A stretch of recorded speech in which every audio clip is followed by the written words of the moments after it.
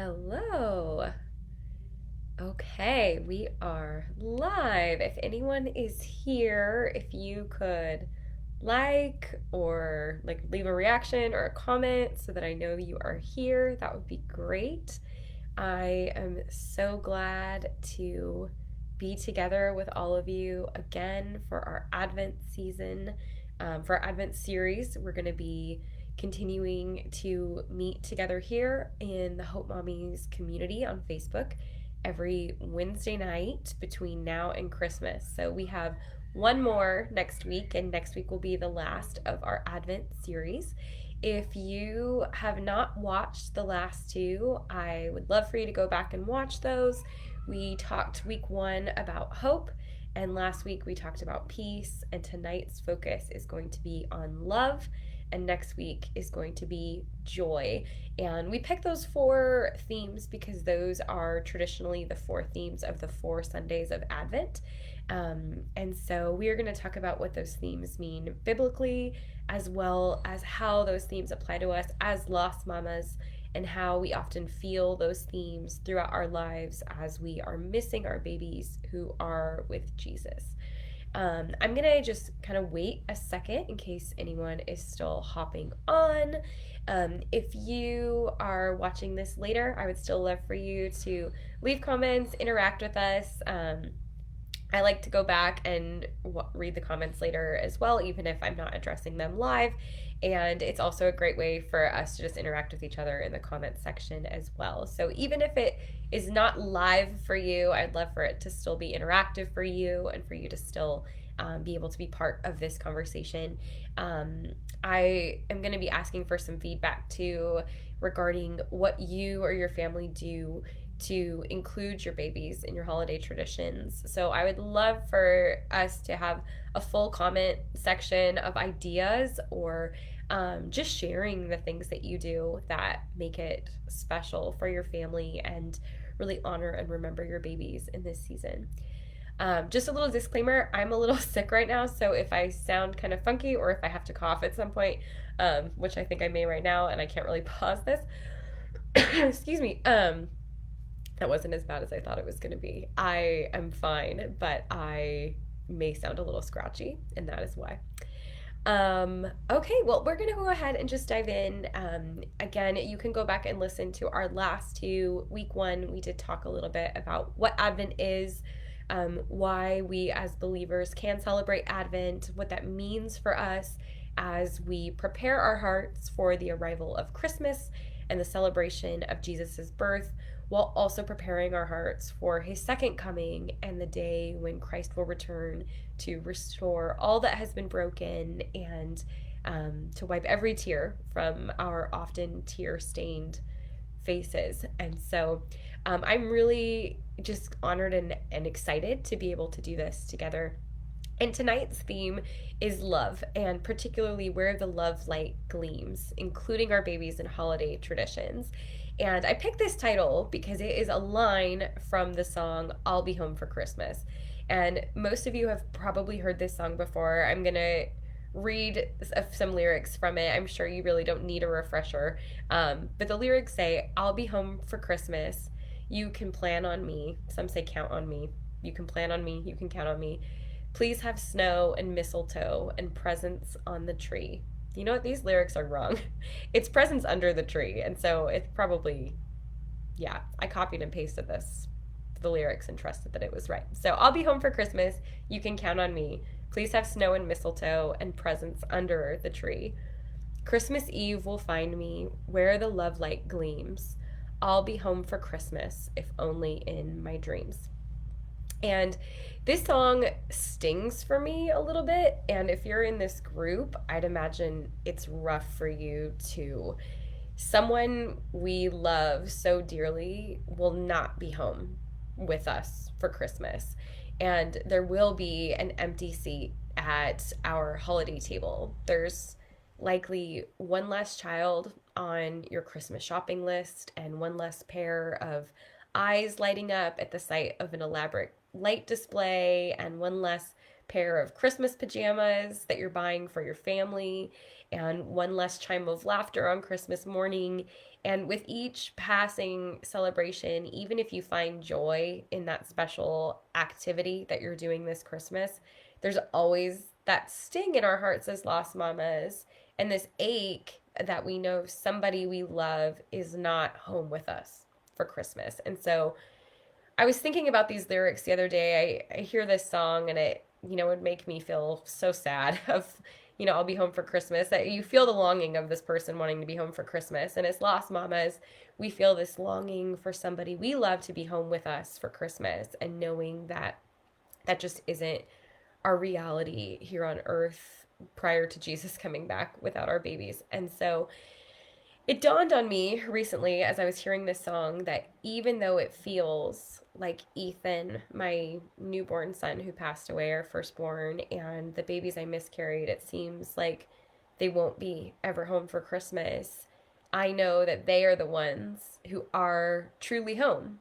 They're home with Jesus, and all of our babies are whole and cared for and more at home than we've ever been. Our children are home for Christmas. They're safely cradled in the presence of the Lord. And as incredibly comforting as this truth is, it still really, really hurts and really stings because we miss our children and we grieve that they're not here. And we are not yet home. Like, we're the ones who won't be home for Christmas, and our hearts ache because we are so very homesick for heaven and for the day when this broken world will be made right. So tonight's theme is Where the Love Light Gleams. And this is another thing I was thinking about when I was listening to these lyrics. I had never thought, like, Christmas Eve will find me where the love light gleams. Like, what is love light? Like, what does this mean? And so I looked up love light, and it is defined in the Oxford Dictionary as radiance of the eyes expressing love. So we've all seen this, like, love light in the eyes of someone we love, and we know what it feels like to look upon someone with this kind of affection. And we've probably all felt it when we first saw our children, whether that was in our arms or on a precious ultrasound image. Like, we gazed on them with this love light, and the love light continues to gleam even long after their passing, and even when we can't physically gaze on them with this intense yearning and affection. And so tonight's topic is twofold. First, I want to just briefly, first, what I really want to do is take some time to talk about practical ways that we can incorporate this love light that we hold, that we often don't know where to direct it to when our babies aren't here and our arms feel empty and we ache for them. And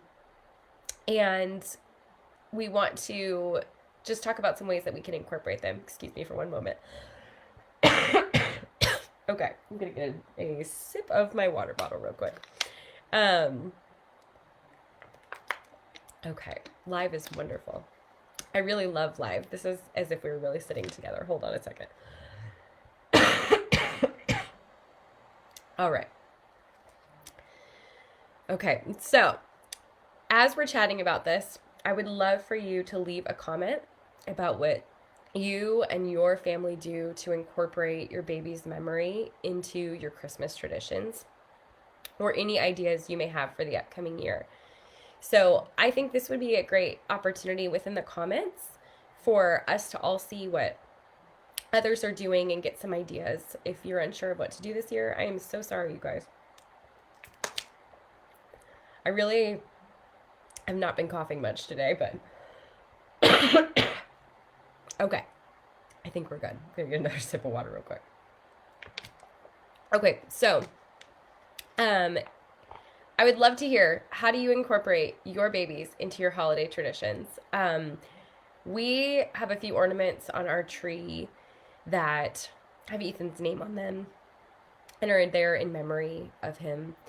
We also have a stocking up for Ethan every year. And then I know people who do a lot of different things. I compiled a list of a few ideas, and I know that there are so many creative ideas out there. So share away. Again, if you're watching this later, I would still love to see your ideas.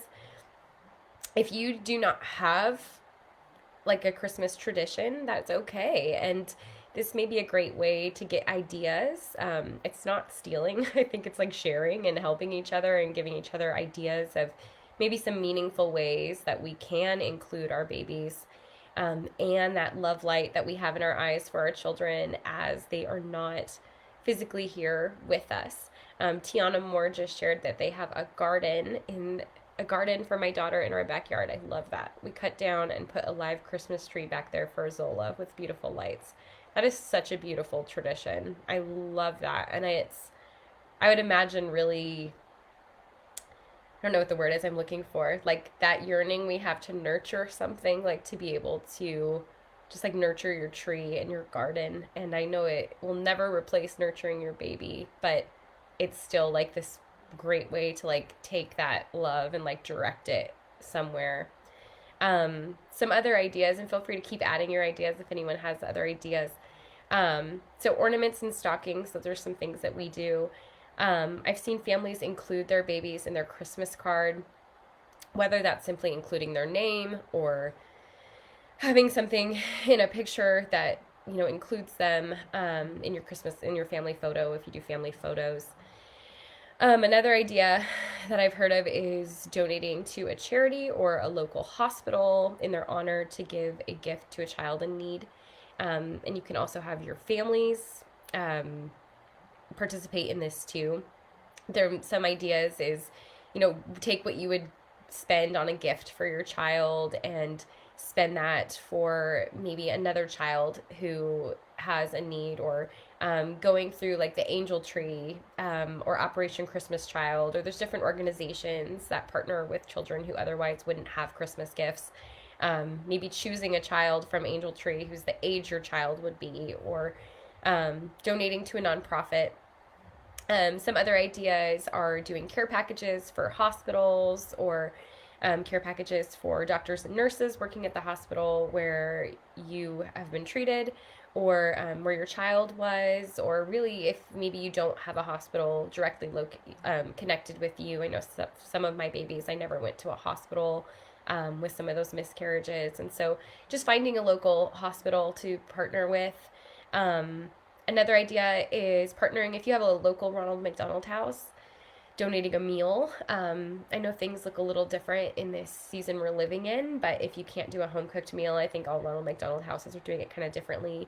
You can cater a meal, or donate supplies. I know that our living son, he's 3, and he was in the NICU for a month, and so even though it's not directly related to where I had my losses, when we did stay at the Ronald McDonald House with him, one that's about an hour away from our house, and they have an Amazon wish list, and I think most of them have that. And so last year we wanted to do something special for them around our son's birthday, and so we looked on their wish list and we sent them things they needed, because the house needs things like laundry soap, detergent, and just like household items that your families need when they're staying there with you.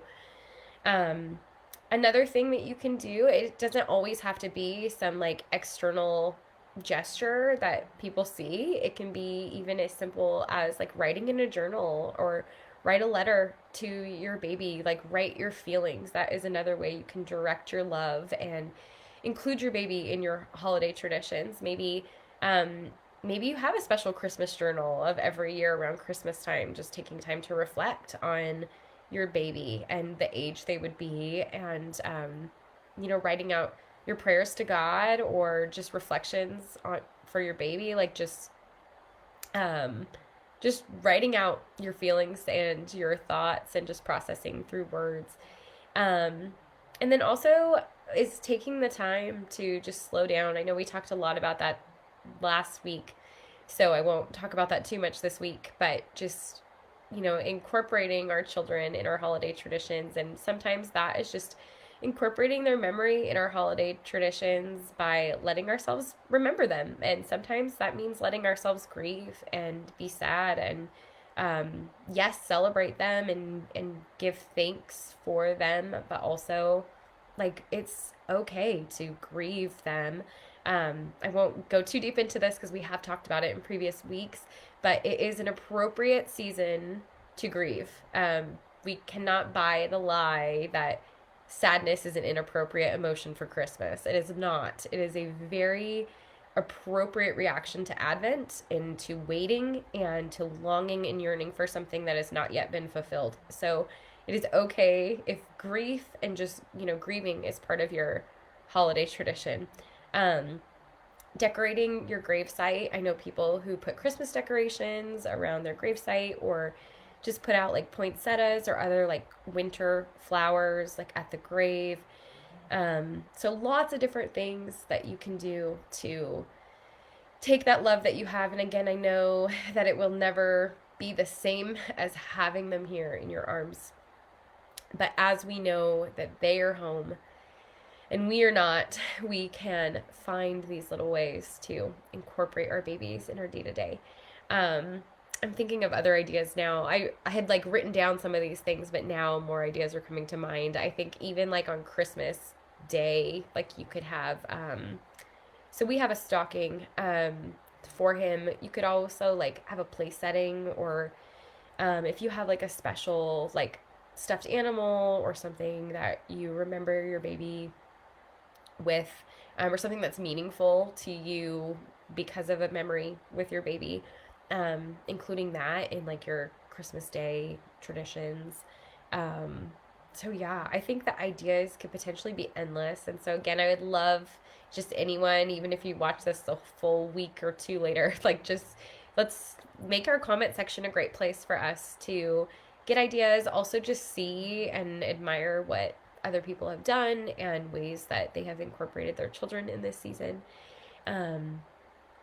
as we remember them. And I think something that is so hard for me to remember, but also so good to remember, is that the love we have for our babies, this love light that we hold and that we often feel like it is just so strong and overwhelming, and we have sometimes nowhere to direct it to, and we just like feel this burning in our chest of this love we have for them. It's so overwhelming to us, and yet it's so hard for me at times to wrap my mind around the fact that it does not compare at all to the love that Christ has in his eyes for us. And for like Christmas being part of the like showing of this love of Jesus coming down to earth, and Easter being part of this too, of this like showing of love for us. And so I just wanted to read a few scriptures, and then I want to kind of close out by reading, I guess there's a few things. We're not quite there yet, but by reading just something I had written a little while ago that as I was thinking about this theme of love. But John 3:16 I know is like probably the most quoted Bible verse in the Bible, but it says, "For God so loved the world that he gave his only son, that whoever believes in him should not perish but have eternal life." And God did love the world, does love us, like did and does, like loves us so much that he sent Jesus. Like God loves us, and so he, like the whole reason we celebrate Christmas was because of God's love for us. Romans 5:8 says, "But God shows his love for us, that while we were still sinners, Christ died for us." While we were broken and what seems to the world and to us like unfixable, just far too gone, even then Christ died for us. And 1 John 3:1 says, "See what kind of love the Father has given to us, that we should be called children of God, and so we are. The reason why the world does not know us is that it did not know him." Okay, so I want to just read part of an article that I wrote for my church a few years ago, and it's not a Christmas related article, but it really got me thinking about the biblical theme of love. And I'm not going to read the whole thing, but I think it is such a good reminder for us this Christmas.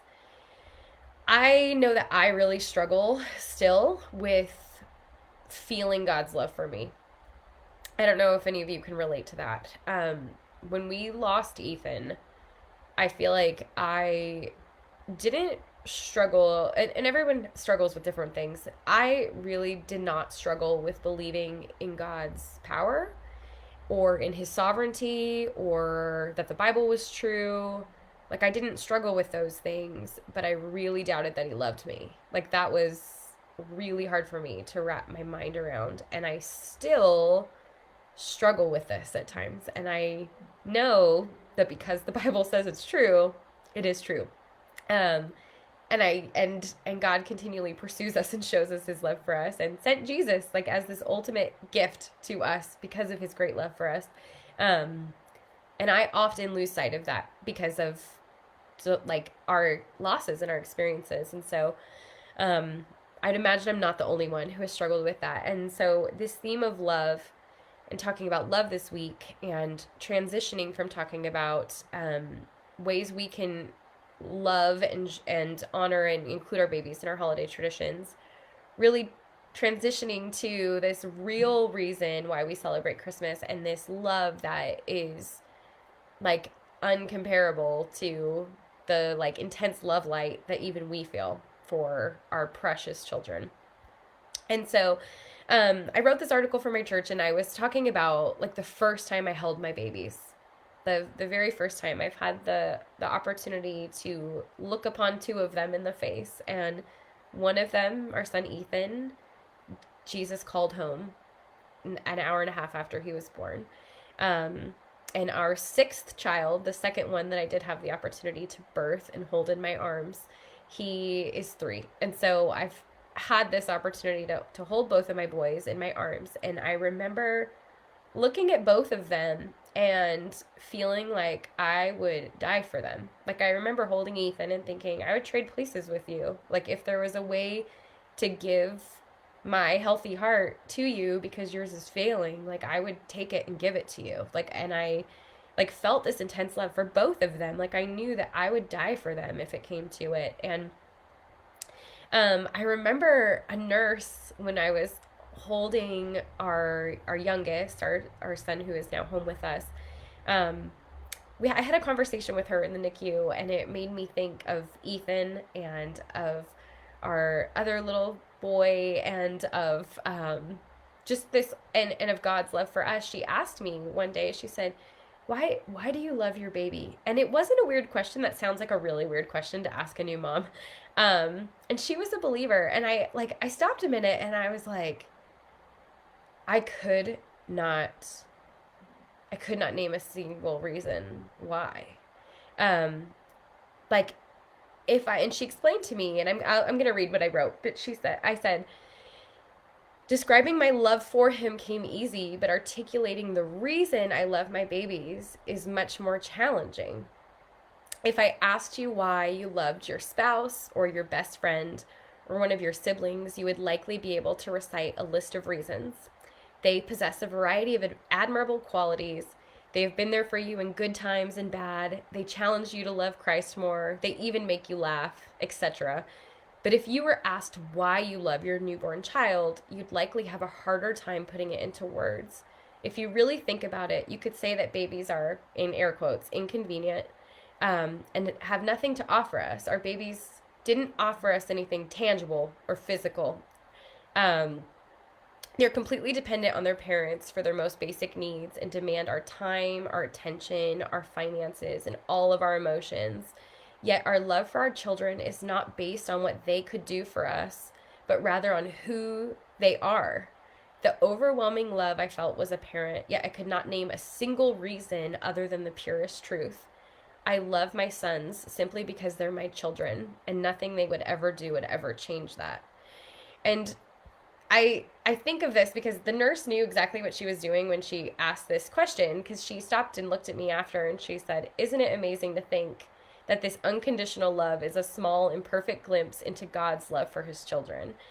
And I don't want to go too long just reading this whole thing. I can post it in the comments if anybody wants to read the whole article.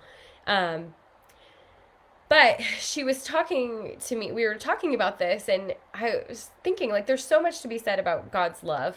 It's personal, and it's never ending, and it's faithful, and it's just, and all of these things. But the one thing, like, we can really hone in on this nature of God's love, that it's unconditional. Like, it doesn't ask for anything back from us. Like, it didn't love us because of what we did. It loves us because of who we are and whose we are. And I think I have subconsciously bought this lie that I could earn God's love or I needed to earn it. And it's not something to be earned, it's something we already have. Just like our babies will never have to earn our love. They did nothing physically for us. They did not, like, quote, serve us in any way, yet I don't think anybody here would say that our babies didn't do anything for us.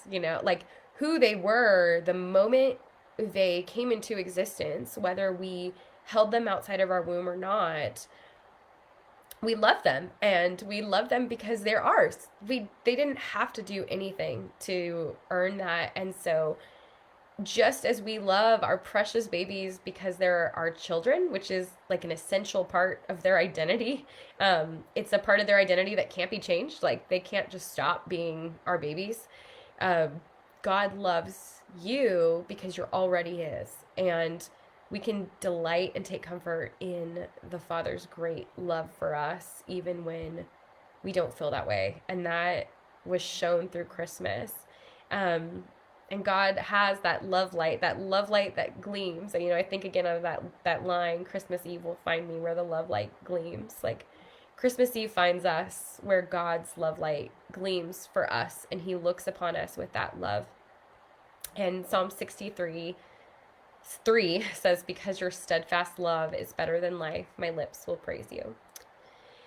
So one day we will be all home for Christmas and for all of eternity, not just Christmas. And until that day, we celebrate Christmas with anticipation and hope. And we observe this Advent season just as God's people waited for the coming of the Messiah. And we rejoice knowing that this Messiah, Jesus Christ, came down to earth, fully God, fully man, on that day that we now celebrate as Christmas. And because of his coming, we can be made right before God the Father. And because of his coming, we have this promise of redemption, and we are saved, and we have his love for us. And because of that, we too will be home one day, and we will be home with him and with our children, and all will be made new. And so during this Advent season, we can remember and rejoice while also looking ahead in anticipation to the day when Jesus will return again to make it all right and bring us all back together with him. So I hope that it encourages you tonight, my friends. And I hope that as you incorporate your babies into your family traditions this season, that brings you some joy as you do that, even if it is grief and joy mingled together, that you're able to find some meaningful ways to incorporate them. As we close, I always post a song that is our song for the week. And I know that this week's song was I'll Be Home for Christmas, which I'm not going to send you all away to listen to. You can listen to it. I personally feel like it's a little, like, bit of a sad song for us as lost mom, really for everybody. I feel like, I don't know, I don't want to be sadder than we already feel on Christmas. So, my family and I have been doing a Advent plan together, an Advent reading plan, and every night there's a scripture reading and a song to listen to. And one of the songs we listened to last week was called May You Find a Light by The Brilliants. And I'm going to post it, a YouTube clip to the comments. That way you can listen to that. There's a line that says, may you find a light to guide you home. And I think that for us, especially walking through just this fog of grief, is such a more encouraging song for us to think on this week.